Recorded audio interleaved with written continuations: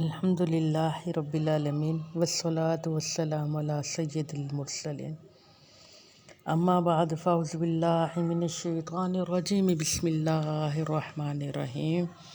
فرمان آخری نبی صلی اللہ علیہ وآلہ وسلم جس نے روزانہ مجھ پر 50 مرتبہ درود پاک پڑھا، قیامت کے دن میں ان سے مصافحہ کروں گا۔ صلو علی الحبیب صلی اللہ علی محمد صلی اللہ علیہ وآلہ وصحبہ وبارک وسلم۔ معجزات نبوی صلی اللہ علیہ وآلہ وسلم پیش کرنے کی میں سعادت حاصل کرتی ہوں۔ روایت ہے کہ صحابہ کرام صلی اللہ علیہ وآلہ وسلم اور آقا علیہ الصلوۃ والسلام مسجد نبوی میں تشریف فرما تھے۔ ایک اعرابی آیا اور آتے ہی کہنے لگیا، یا رسول اللہ، میں آپ سے نفرت کرتا ہوں، آپ کی قوم کا ڈر نہ ہو تو میں آپ کو قتل کر دوں۔ توبہ نعوذ باللہ۔ حضرت عمر فاروق رضی اللہ تعالیٰ عنہ نے طیش میں آ کر تلوار نکالی اور اعرابی پہ حملہ کرنے ہی والے تھے۔ حضور ان کے درمیان میں حائل ہو گئے، فرمایا، عمر تھوڑا رکو، ٹھہرو تو صحیح، اسے قتل نہ کرو۔ پھر آپ نے اعرابی سے پوچھا، تم کس قبیلے سے ہو؟ اس نے کہا، میں بنی سلیم سے۔ تم نے میرے بارے میں آج تک کوئی ناپسندیدہ بات سنی ہے؟ تو اس نے کہا، نہیں۔ پھر آپ نے فرمایا، میں نے تجھے کوئی دکھ پہنچایا ہے؟ تو اس نے کہا، نہیں۔ پھر تو ایسے انسان کو کیوں قتل کرنا چاہتا ہے؟ جیسے تمہارے کہنے کے مطابق نہ تو اس نے کبھی تمہارا کوئی برا چاہا، نہ ہی اس نے کوئی تمہیں نقصان پہنچایا۔ اور خود ہی فیصلہ کرو کہ کہاں تک یہ حق بات ہے۔ اگر تم نادان ہو تو ایسا کرو کہ کلمہ پڑھ کر مسلمان ہو جاؤ۔ اگر تم شرمندگی ہے اپنی بات پہ تو کلمہ پڑھو اور مسلمان ہو جاؤ۔ کیونکہ اس نے کہا، میں کیوں مسلمان ہو جاؤں؟ اب تو ساحر ہیں، جادوگر ہیں، توبہ نعوذ باللہ، کاذب ہیں۔ نہیں، ہرگز نہیں۔ آپ نے فرمایا، نہ تو میں ساحر ہوں، نہ میں کاہن ہوں، میں تو اللہ کا رسول ہوں۔ اللہ نے مجھے رسول بنا کر تمام عالم میں مبعوث فرمایا۔ میں کاذب نہیں ہوں، میں تو روز زمین پر بسنے والوں پر حق اور سچ لے کر آیا ہوں۔ اس سے تو میری بات پر یقین کرو اور کلمہ پڑھ لو۔ جب اتنی باتیں سنی تو اس نے کہا، پھر میری ایک شرط ہے۔ آپ نے کہا، کیا شرط ہے؟ تو اس نے کہا، میرے پاس ایک چیز ہے، اگر وہ ایمان لے تو میں بھی مسلمان ہو جاؤں گا۔ آپ نے کہا، چلو ایسے ہی صحیح۔ حضور نے اعرابی کی شرط کو مان لیا۔ اس نے آستین کو جھٹکا، آستین سے ایک گوہ نکلا۔ تو اس نے کہا، اگر یہ گوہ آپ کی گواہی دے دے گا تو میں مسلمان ہو جاؤں گا۔ حضور سید عالم صلی اللہ علیہ وآلہ وسلم گوہ سے فرمایا، اے گوہ، تم پر سلام ہو۔ تو اس گوہ نے کہا، آپ پر لاکھوں سلام، اے فخر انسانیت۔ آپ نے کہا، تو بتا تو صحیح میں کون ہوں؟ تو اس گوہ نے کہا کہ آپ برحق ہیں، اللہ کے رسول ہیں، فخر انسان ہیں، قیامت کے روز حمد کا جھنڈا آپ کے ہاتھ میں ہوگا، آپ پر ایمان لانے والا نجات پا جائے گا اور آپ کا انکار کرنے والا نقصان اٹھائے گا۔ آپ آقا علیہ الصلوۃ والسلام نے فرمایا، اے گوہ، تو بتا، تو کس کی عبادت کرتی ہے؟ تو اس نے صاف زبان میں کہا، میں اللہ تعالیٰ کی عبادت کرتا ہوں۔ آسمان پر جس کا عرش ہے میں اس کی عبادت کرتا ہوں، زمین پر جس کی طاقت کا سکہ روا ہے، اور خشکی پر اور معدنیات پر، سمندروں پر جس کے عجائبات ہیں، قیامت کے روز جس کی حکومت ہے، جہنم جس کا عذاب ہے، جنت میں جس کی رحمت ہے۔ اعرابی نے گوہ کی زبان سے یہ گواہیاں سنی تو مسکرا بولا۔ اعرابی نے صاف زبان سے گوہ کی یہ باتیں سنی تو مسکرایا اور بولا، یا رسول اللہ، پہلے میں آپ سے نفرت کرتا تھا، اب کائنات کی ہر چیز سے زیادہ آپ سے محبت ہو گئی۔ اور یہ کہا اور کلمہ پڑھ کر مسلمان ہو گیا۔ آپ نے سنا کہ گوہ نے بھی میرے آقا علیہ الصلوۃ والسلام کی گواہی دے دی۔ اللہ نہیں فرماتا وَرَفَعْنَا لَكَ ذِكْرَكَ، حبیب میں نے تو تیرے ذکر کو بلند کر دیا، میں نے تو تیرے چرچے کر دیے۔ اب گوہ بھی میرے مدنی کریم، اللہ فرماتا ہے رب العالمین، میں تمام کائنات کا رب ہوں، آپ تمام کائنات کے لیے رحمت بن کر آ گئے۔ سبحان اللہ۔ حضور مدنی کریم کی رحمت کا ایک اور واقعہ، دوسرا معجزہ۔ بلخ شہر میں ایک بہت بڑا تاجر رہتا تھا، وہ انتقال کر گیا۔ اس کے 2 بیٹے تھے، دونوں بھائیوں نے باپ کی جائیداد کو تقسیم کر لیا۔ بہت بڑا امیر آدمی تھا، بہت زیادہ ڈھیر ان کو حصے ملے جائیداد سے، مگر اس کے باپ کے پاس 3 موئے مبارک تھے، میرے مدنی کریم کے بال مبارک تھے۔ دونوں نے ایک بال لے لیا، تیسرا ایک بال رہ گیا، تو بڑے نے چھوٹے سے کہا اس بال کے 2 حصے کرتے ہیں، تو چھوٹے نے کہا نہیں، میں کاٹ نہیں سکتا، 2 حصوں میں بانٹنا تو توہین ہے۔ اب بات زیادہ بڑھتی رہی، وہ دینے کو تیار نہیں، چھوٹا 2 حصے کرنے کو تیار نہیں، تو اس نے کہا پھر ایسے کر، تو 3 بال تو لے، ساری جائیداد مجھے دے دے۔ تو اس نے کہا مجھے منظور ہے، کیونکہ اسے عشق تھا، محبت ہی میرے مدنی کریم کے بالوں سے۔ تو اس نے کہا کہ 3 بال تو لے، اس نے 3 بال لیے اور بڑے نے سارا مال لے لیا۔ چھوٹا بھائی اب معمولی سی تجارت کرتا رہا اور بالوں سے محبت کرتا، سینے سے لگاتا، چومتا، آنکھوں سے لگاتا، درود پڑھتا۔ ابھی تھوڑا ہی عرصہ گزرا تھا کہ اللہ رب العزت نے اس کے مال میں برکتیں دینا شروع کر دی۔ اتنی برکت ہوئی کہ ڈھیر مال اس کا اللہ رب العزت نے اس کو دے دیا، ڈھیر مال کے انبار لگ گئے، اور بڑے کا مال آہستہ آہستہ گھٹتے بالکل ختم ہو گیا۔ اب وقت آ گیا، چھوٹے کا انتقال ہو گیا۔ جب وہ فوت ہوا تو لوگوں نے بڑی عزت و اکرام کے ساتھ اس کو دفن کیا، تجوید کفن دفن کے بعد دفنا کر جب لوگ آ گئے تو ایک بزرگ نے خواب میں رسول اللہ صلی اللہ علیہ وآلہ وسلم کو دیکھا۔ آپ فرما رہے تھے کہ لوگوں سے کہہ دو جس شخص کی کوئی حاجت ہو اس جوان کی قبر کی زیارت کر لو۔ تو بزرگ کہتے ہیں کہ میں صبح اٹھا اور پھر میں نے اس کی قبر پہ دیکھا کہ لوگوں کی زیارت کا بن گئی تھی۔ لوگ اس قبر کا اتنا احترام کرتے کہ اپنی سواریوں سے اتر جاتے اور پیدل چلتے، اور جو بھی اس قبر کی زیارت کر لیتا اللہ رب العزت اس کی حاجت پوری فرما دیتا۔ یہ حضور کے بالوں کی برکت تھی، یہ میرے مدنی کریم صلی اللہ علیہ وآلہ وسلم کے بالوں کے صدقے کی وجہ سے، بالوں سے محبت کی، اللہ رب العزت نے اس کو عزتوں سے نواز دیا، اس کی قبر پہ کو بھی احترام کا مقام بنا دیا۔ حضرت اکرمہ نے حضرت عباس رضی اللہ تعالیٰ عنہ سے روایت کرتے ہیں کہ یمن میں بال نامی ایک مشرک رہتا تھا۔ بال غریب تھا اور بہت محتاجی کی زندگی گزارا تھا، پھٹے پرانے لباس میں ملبوس تھا۔ یہ بہت آپ نے غور کرنا ہے۔ یہ واقعہ میں نے پڑھا اور سنا، میرے دل کو بہت تسکین ملی، اور یقیناً آپ سب کے عشق میں اور بھی زیادہ برکتیں آئیں گی۔ حضرت کرمہ فرماتے کہ میں نے حضرت عباس سے اس روایت کو لیا کہ یمن میں ایک بال نامی ایک مشرک رہتا تھا، غریب تھا، مفلس حال تھا، پھٹے پرانے کپڑے پہنتا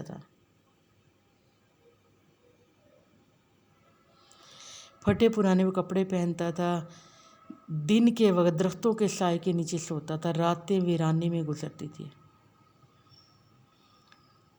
یعنی کہ وہ راتوں کو درختوں کے نیچے راتیں گزارتا اور درختوں کے سائے میں وہ رہتا، یعنی کہ زندگی میں اس کی کوئی ایسی چیز نہیں تھی، یعنی کہ بہت زیادہ مفلس حال تھا، غریبی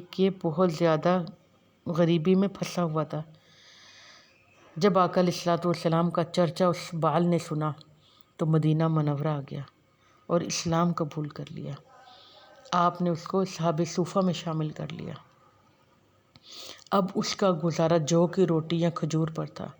وہ ہمیشہ مدنی کریم صلی اللہ علیہ وآلہ وسلم کی خدمت میں رہتا۔ بال نے حضور سے 4 قرآن کی صورتیں بھی یاد کر لی۔ ایک دن مدنی کریم نے فرمایا قرآن کے بعد کوئی غربت نہیں اور جہنم کے بعد کوئی امیری نہیں۔ قرآن کے بعد کوئی غربت نہیں، قرآن آ گیا غربت ختم ہو گئی، اور دوزخ کے بعد کوئی امیری نہیں۔ بال نے یہ سنا اور عرض حضور تو پھر میری شادی کر دو۔ یا رسول اللہ اب میری شادی کر دو۔ فرمایا کچھ مال بھی ہے تیرے پاس؟ کہ ابھی تو آپ نے فرمایا کہ قرآن کے بعد تو کوئی فقیر رہ ہی نہیں سکتا، کوئی غریب ہی نہیں۔ حضور مجھے تو قرآن کی 4 صورتیں آتی ہیں۔ بال کی یہ باتیں سنی اور آپ آقا علیہ الصلوۃ والسلام مسکرائے۔ آپ نے تبسم فرمایا اور انصار کے قبیلے بنو سلمہ کے پاس چلے جاؤ۔ آپ نے کہا انصار کے قبیلے بنو سلمہ کے پاس چلے جاؤ، جو عورت سب سے پہلے تجھے ملے وہی تیری بیوی ہے۔ وہ تو بہت خوش ہوا اور سنتے ہی بال بنی سلمہ کی طرف چل پڑا۔ ابھی تھوڑی ہی دیر چلا کہ ایک لڑکی ملی جو رشک کمر تھی، غیرت آفتاب تھی، حسین و جمیل تھی اور بہت امیر کبیر ایک لڑکی۔ بال بولے لڑکی یہ کون سا قبیلہ؟ اس نے کہا بنو سلمہ۔ اب نے کہا اللہ اکبر، لائق حمد ہے وہ ذات جس نے تیرا میرا جوڑ بنایا۔ لڑکی نے کہا تو پاگل تو نہیں ہے؟ بال نے فرمایا نہیں پاگل نہیں ہوں، میرے آقا نے اسی طرح فرمایا ہے۔ تو اس لڑکی نے کہا اگر حضور کا فرمانا ہے تو میرا سر تسلیم خم ہے۔ تو اس نے کہا آؤ، یقین نہیں آتا تو آؤ حضور سے دریافت کرتے ہیں، آؤ چلتے ہیں ہم نبی پاک صلی اللہ علیہ وآلہ وسلم کی بارگاہ میں اور جا کر پوچھتے ہیں۔ بال اور لڑکی حضور کی جانب چل پڑے۔ راستے میں لڑکی کا باپ ملا، اس نے کہا اور بھائی ملا۔ انہوں نے کہا اس جوان کے ساتھ تو کہاں جا رہی ہے؟ تو اس لڑکی نے کہا یہ کہتا ہے تو میری ہونے والی بیوی ہے، اور یہ بھی کہتا ہے کہ رشتہ حضور نے منتخب کیا ہے۔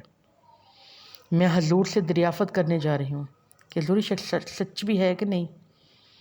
باپ اور بھائی بھی ساتھ ہو لیے، وہ بھی ساتھ چلتی ہے۔ حضور کی خدمت میں پہنچ کر باپ بولا حضور یہ جوان کہتا ہے کہ میری بیٹی کا رشتہ حضور نے میرے ساتھ جوڑ دیا، سرکار کیا صحیح کہہ رہا ہے؟ آپ نے فرمایا تیری بیٹی جوان کی ہونے والی بیوی ہے۔ تو اس نے کہا اگر آپ کا ارشاد ہے تو میں انکار نہیں کروں گا۔ تو انصاری نے اپنی بیٹی کا نکاح بال کے ساتھ اسی وقت کر دیا۔ حضور سید عالم نے نکاح پڑھایا اور صحابہ کرام نکاح کے گواہ بنے۔ نکاح کے بعد مدنی کریم نے فرمایا مومنو اپنے بھائی کی مدد کرو، اے مسلمانوں بال کی مدد کرو۔ حضور کے حکم پر 4 اوقیہ چاندی جمع ہو گئے۔ حضور نے فرمایا بال 2 اوقیہ چاندی تو رکھ اور 2 تمہاری بیوی کو، یہ دونوں سنبھال لو۔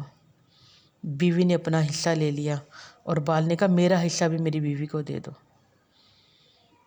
حضور مجھے ضرورت نہیں ہے۔ حضور نے ساری چاندی بال کی بیوی کو دے دی۔ اس کے والد سے کہا کہ رخصتی کا انتظام کرو، اور بال سے فرمایا تم اپنے سسرال چلے جاؤ، کیونکہ کچھ تھا ہی نہیں۔ سسر سے کہا کہ اچھا انتظام کرو۔ بال سسرال پہنچے تو کیا دیکھتے ہیں کہ اس کے لیے کمرہ معاوض سجایا گیا، خوبصورت لائٹوں کے ساتھ، جھنڈیوں کے ساتھ، کمکموں کے ساتھ، چراغوں کے ساتھ خوبصورت کمرہ سجایا گیا۔ خوبصورت کمرے میں قالین بچھائے گئے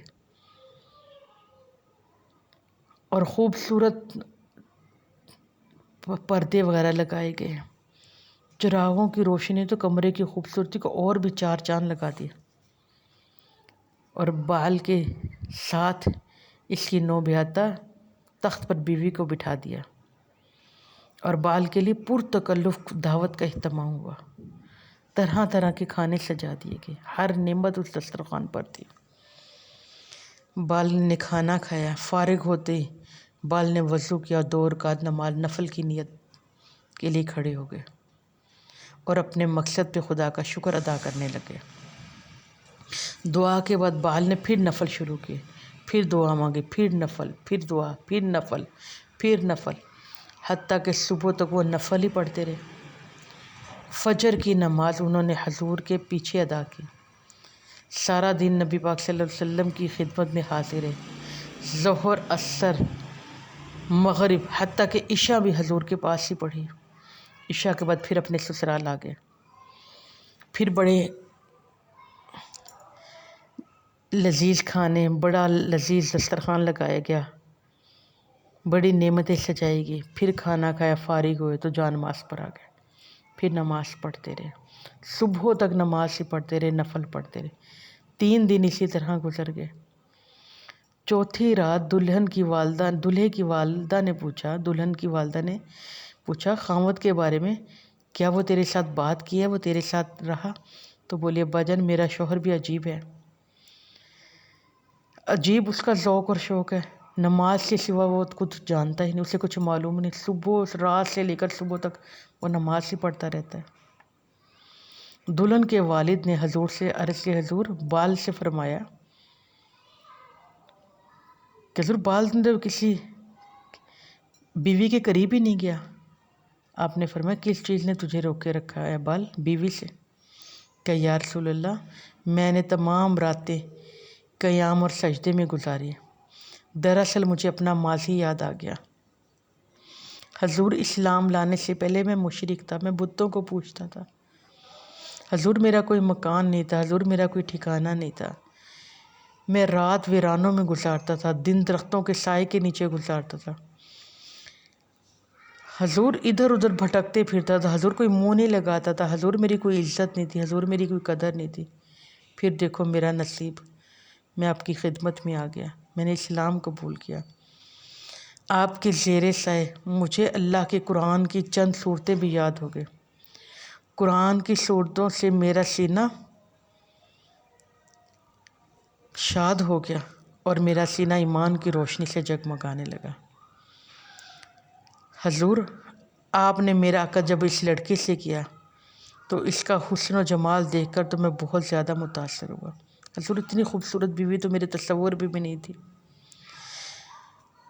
اور میں بڑا ہی خوش ہوا اور میں بڑا متاثر ہوا۔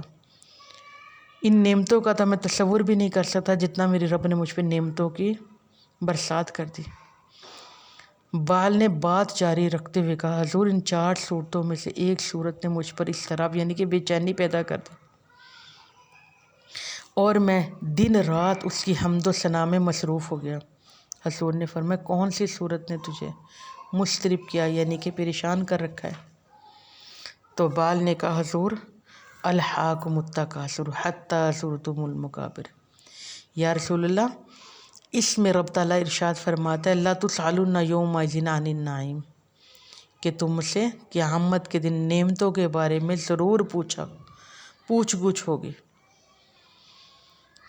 اللہ نے کہا تم سے نعمتوں کے بارے میں ضرور پوچھ گچھ ہوگی۔ یہ کہہ کر بال نے رونا شروع کر دیا، حضور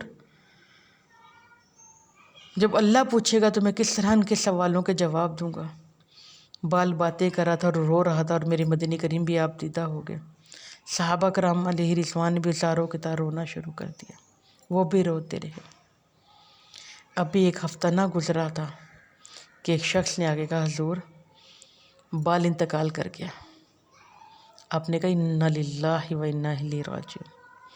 حضور نے فرمایا غسل دو، پھر مجھے اطلاع کرنا۔ پھر غسل دیا گیا، کفن دیے گئے، پھر میرے مدنی کریم کو اطلاع دی گئی، جنازہ میرے مدنی کریم نے خود پڑھایا،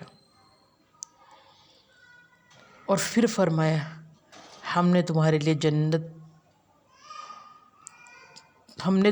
لیے جنت تیار کر دی ہے تدفین کے بعد، کہ اللہ رب العزت نے تو اس کے لیے جنت میں گھر تیار کر دیا ہے۔ پھر اس کے 1 ہفتے بعد میرے مدنی کریم بال کی بیوی کے پاس گئے اور فرمایا تجھ سے کچھ فائدہ بھی اس نے اٹھایا کہ نہیں؟ وہ کہنے لگی خدا کی عزت کی قسم جس نے آپ کو مبعوث فرمایا، بال تو میرے قریب کچھ آیا ہی نہیں، اس نے تو مجھ سے کچھ پایا ہی نہیں، اس نے تو مجھے آج تک ہاتھ ہی نہیں لگایا۔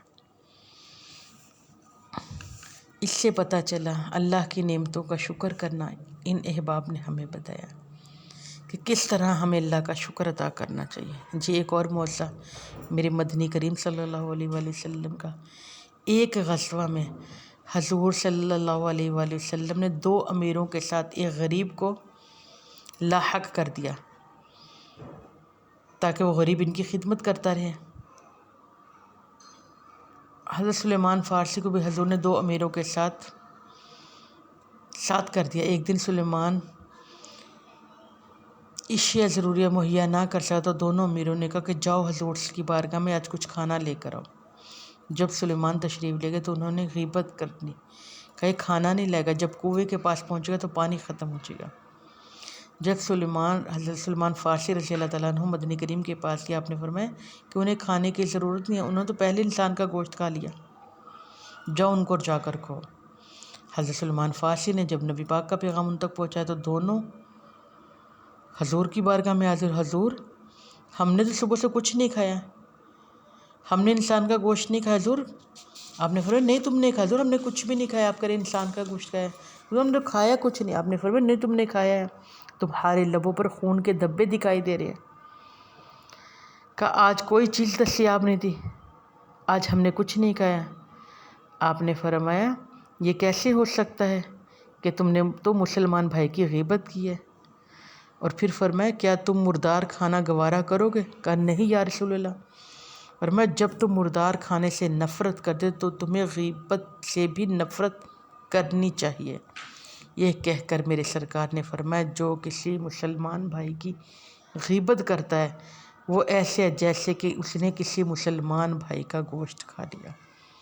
اللہ رب العزت کی پناہ، ہمیں کسی کی بھی غیبت نہیں کرنی چاہیے۔ ہمیں پتہ چلا ہم بلا وجہ سے لوگوں کی باتیں کر لیتے ہیں، اور میرے مدنی کریم نے فرمایا کہ جو کسی غیبت کرتا ہے وہ اس کا گوشت کھاتا ہے۔ کوئی نہیں چاہتا اپنے بھائی کا ہی، مسلمان کا نہیں، اپنے بھائی کے، مرے ہوئے بھائی کا وہ گوشت کھائے۔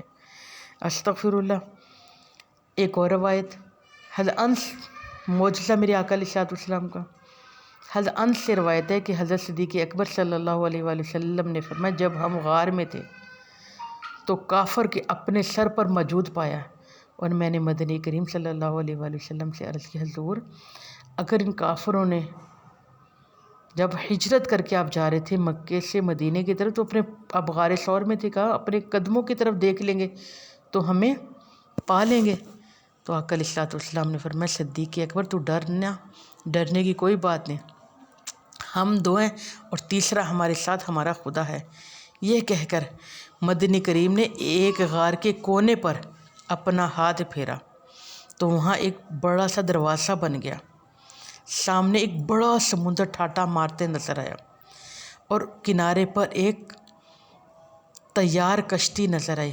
میرے مدنی کریم نے فرمایا حضرت ابو بکر اگر کافر غار تک پہنچ بھی گئے تو ہم اس کشتی پہ سوار ہو جائیں گے، تم فکر نہ کرو، اللہ رب العزت ہماری مدد فرمائے گا۔ اور میری مدنی کریم صلی اللہ علیہ وآلہ وسلم کے بے شمار معجزے ہیں۔ حضرت جابر فرماتے ہیں کہ پانی نہیں تھا، صلح حدیبیہ کے موقع پر میرے مدنی کریم نے خالی پیالے میں انگلیاں رکھی تو انگلیوں سے پانی کے چشمے جاری ہو گئے۔ اور میری بہنوں، اللہ رب العزت اپنے حبیب کو وہ معجزے عطا فرمائے کہ عقل دنگ رہ جاتی ہے۔ اور میرے مدنی کریم صلی اللہ علیہ وسلم نے سورج کو واپس پلٹ کر دکھائے، چاند کے 2 ٹکڑے ہو کر دکھا دیے، آپ کے لعاب دہن میں اللہ نے شفا رکھ دی، جیسے کہ مولا علی شیر خدا کے پاؤں کی ہڈی ٹوٹ گئی تھی، آپ نے اپنا لعاب لگا کر اس کو جوڑ دیا، ایسے جڑ گئی جیسے وہ کبھی ٹوٹی نہیں تھی۔ اور حضرت برا کہتے ہیں کہ مدنی کریم صلی اللہ علیہ وآلہ وسلم کے پاس میں اپنی ٹوٹی ہوئی پنڈلی لے کر گیا، اور آپ نے اپنا لعاب لگا کر اس پنڈلی کو جوڑ دیا، اور پھر یہ پہلے سے زیادہ میری پنڈلی کو اللہ نے طاقت عطا فرما دی، اور اس طرح جڑ گئی کبھی ٹوٹے ہی نہ ہو۔ جی ہاں، میرے مدنی کریم صلی اللہ علیہ وآلہ وسلم کے صحابہ کرام علیہ رضوان پر وہ رب نے میری آقا علیہ السلام کے عجیب معجزے دکھائے کہ عقل حیران تھی۔ اور میرے مصطفیٰ کریم کو اللہ نے سر سے پاؤں تک معجزہ بنا کر بھیجا۔ آقا علیہ السلام کے پاس ایک شخص آ گیا، یا رسول اللہ اگر وہ فلانا بابول کا درخت ہے وہ آپ کی گواہی دے دے گا تو میں ایمان لے آؤں گا۔